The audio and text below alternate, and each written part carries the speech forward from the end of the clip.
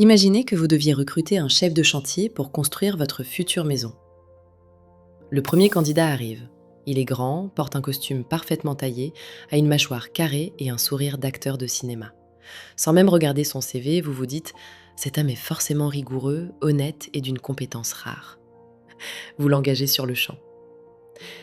6 mois plus tard, les murs sont de travers, le toit fuit et il a oublié de commander les fenêtres. Pourquoi avez-vous confié vos économies à un mannequin plutôt qu'à un ingénieur? Parce que votre cerveau a décidé que si son visage était beau, son travail devait l'être aussi. C'est ridicule, n'est-ce pas? Pourtant, c'est exactement ce que nous faisons tous. Ce bug de jugement s'appelle l'effet de halo. Le terme vient directement de l'art religieux. C'est le halo lumineux ou l'auréole que l'on peignait autour de la tête des saints. Cette lumière était si intense qu'elle irradiait tout le personnage, le rendant divin dans son ensemble, même si on ne connaissait rien de ses actes. En psychologie, c'est pareil. Notre cerveau crée une aura lumineuse autour d'un seul trait positif, la beauté, l'aisance, l'uniforme, qui vient contaminer positivement tout le reste de la personne.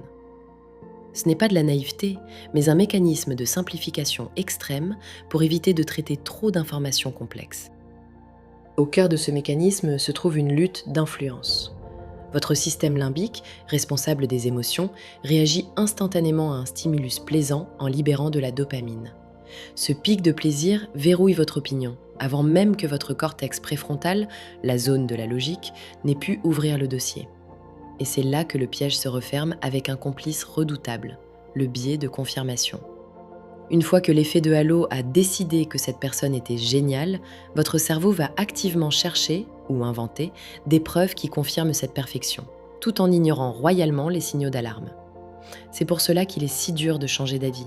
Votre esprit préfère protéger une illusion cohérente plutôt que d'admettre une erreur de jugement. L'impact est dévastateur. En entreprise, il mène à des promotions basées sur le charisme plutôt que sur les résultats. Sur le plan personnel, il nous pousse vers des relations toxiques parce que nous avons confondu charme et bienveillance.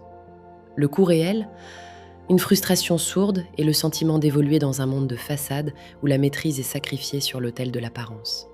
Cela génère un stress chronique car nous finissons par courir après un horizon de perfection qui n'existe pas, pour nous et pour les autres. Pour éteindre le halo et court-circuiter le biais de confirmation. 1. Le découpage des critères. Listez des compétences précises avant la rencontre pour ne pas laisser l'aura globale polluer les faits. 2. L'inversion de la médaille.